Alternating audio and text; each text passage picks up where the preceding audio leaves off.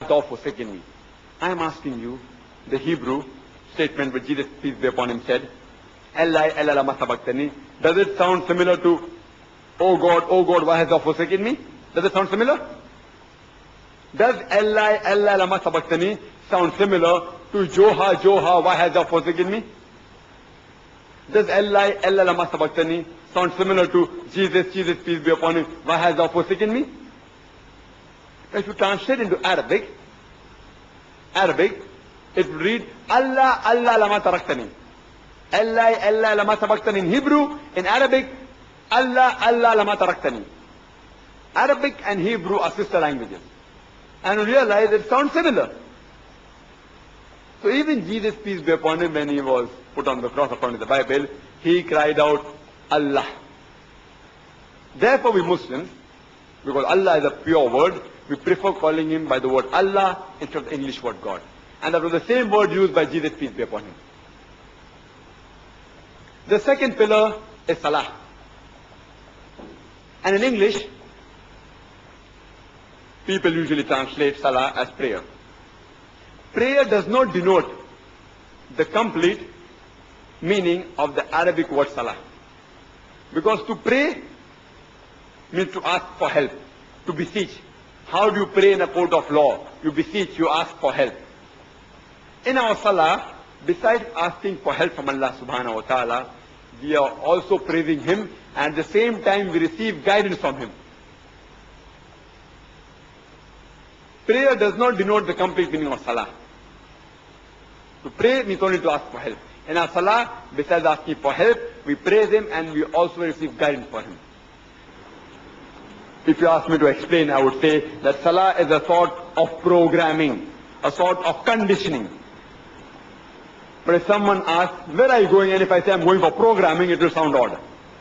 Therefore, I've got no objection if someone uses the word prayer, English word prayer, for explaining Salah. But just let me make a point clear to you, that prayer does not denote the complete meaning of the Arabic word Salah. Why do I say that Salah is a sort of programming? Because we are being guided in our Salah. For example, after the Imam, after he reads Surah Fatiha, he may recite Surah Maida, chapter number 5, verse number 90 of the glorious Quran, which says, Ya ayyuhalladhina amanu, O you believe, innamal khamru wal maisuru, most certain intoxicants and gambling, wal anzabu wal azlamu, dedication of stones, divination of arrows, rishtum min amali shaitan. These are Satan's handiwork. Fashtanibu lalakum tuflihun. Abstain from this handiwork that you may prosper. Here we are being guided by Allah subhanahu wa ta'ala, by Almighty God, that intoxicants, gambling, idol worshipping, fortune telling, these are Satan's handiwork. Abstain from this handiwork that you may prosper. We are being programmed in our Salah. We are being guided in our Salah. We are being conditioned. The Imam may recite Surah Al-Baqarah chapter 2, verse 188, which says that spend not your wealth on vanities, and not spend your wealth as a bait to judges, in order that you may eat up somebody else's property. The Quran says that bribing is not allowed in Islam. You are being programmed, you are being conditioned that bribing is wrong. The Quran says in Surah An-Kabut chapter 29 verse 45, Utlu ma uhiya ilayka min al-kitabi wa aqmu salata inna salata tanha anil fahsha'i wal munkar. That recite of what we have revealed to thee of the book, and establish regular prayers. For verily, prayers restrain you from shameful and unjust deeds. The Quran says that prayer restrains you from shameful and unjust deeds. And every Muslim is supposed to offer Salah minimum 5 times a day. How? For a healthy body, you have to have 3 meals a day. Similarly, for a spiritual soul, you should offer Salah minimum 5 times a day. And the glorious Quran says in Surah Taha, chapter number 20, verse number 11 and 12, that when he approached the fire, he heard a voice, O Moses, verily I am thy Lord. Put off thy shoes, for thou art in the sacred valley of Tuwa.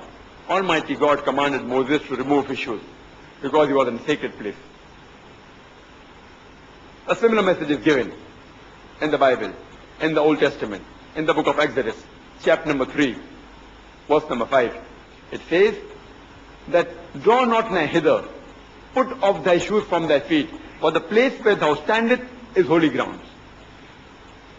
The same message repeated in the book of Acts, chapter number 7, verse number 33. Almighty God tells Moses, draw not nigh hither, put off thy shoes from thy feet, for the place where thou standest is holy grounds. It was a commandment given by Allah subhanahu wa ta'ala to Prophet Moses, peace be upon him, that in holy ground, in sacred place, while offering worship, remove your shoes.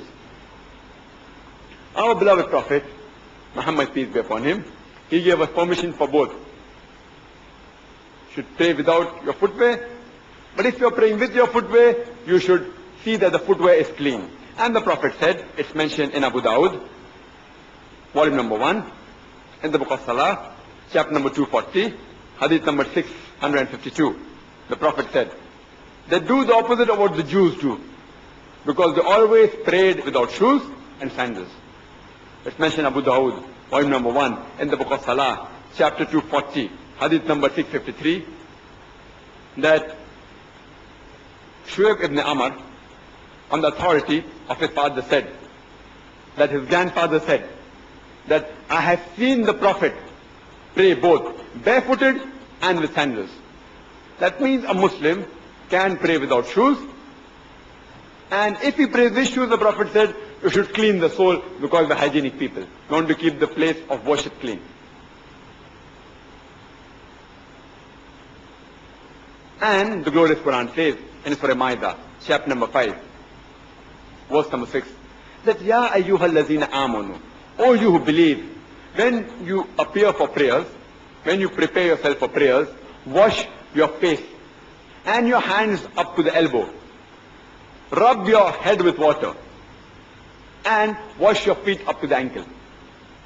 Doing ablution wudu before we offer salah is compulsory for the Muslims. And a similar message is given if you read the Bible. It's mentioned in the book of Exodus, chapter number 40, verse number 31 and 32, that Moses and Aaron, along with the son, they washed their hands and feet thereat. And when they entered the temple of congregation, they washed before they appeared in front of their Lord. It's mentioned in Acts, chapter number 21, verse number 26, that Paul, along with the men, the next day, washed and appeared in front of the Lord. Doing ablution is a requirement. Because we Muslims, we are hygienic people. We want to be clean. And besides that, it's a mental preparation. It's a mental preparation. How you have prelims before the finals, it's a mental preparation before you appear in front of your Lord. If Christian is a person who follows the teachings of Jesus, peace be upon him, if Christian is a person who follows the teachings of Jesus, peace be upon him, then we Muslims, we are more Christian than the Christians themselves. Because we follow more of the Bible. While offering salah, as the Bible says, we do ablution. Further, our beloved Prophet said, it's mentioned in Sahih Bukhari, point number 1, in the book of Adhan, chapter 75, hadith number 692, that Hazrat Anas, may Allah be pleased with him, he said that when the companions offered salah, our shoulders touched with the shoulders of the companions, our feet touched with the feet of the companion. And the beloved Prophet further said, it's mentioned in Abu Dawud, volume number 1, in the book of Salah, chapter number 245, hadith number 666, the Prophet said, before offering salah, that straighten your rows, stand shoulder to shoulder, do not leave any gap, close in the gap, and do not leave any opening for the devil. The Prophet wasn't referring to the devil, which you see in the comic strip with 2 horns and a tail. The Prophet was referring to the devil of racism, of caste, of color. That irrespective whether you're rich or poor, whether you're king or pauper, when you stand for salah, stand shoulder to shoulder. Irrespective whether you're black or white, brown or yellow. When you stand for salah, stand shoulder to shoulder. This is the teaching of beloved Prophet. And the best part of salah is the sujood, is the prostration. And the psychologists tell us that our mind is not directly under our control. Our body is directly under our control. If I want to lift my hand, I can lift my hand. If I want to bring it down, I can bring it down. If I want to take a step forward, I can take a step forward. If I want to take it backwards, I can take it backwards. Body is directly under my control. But the mind keeps on wandering. It's not directly under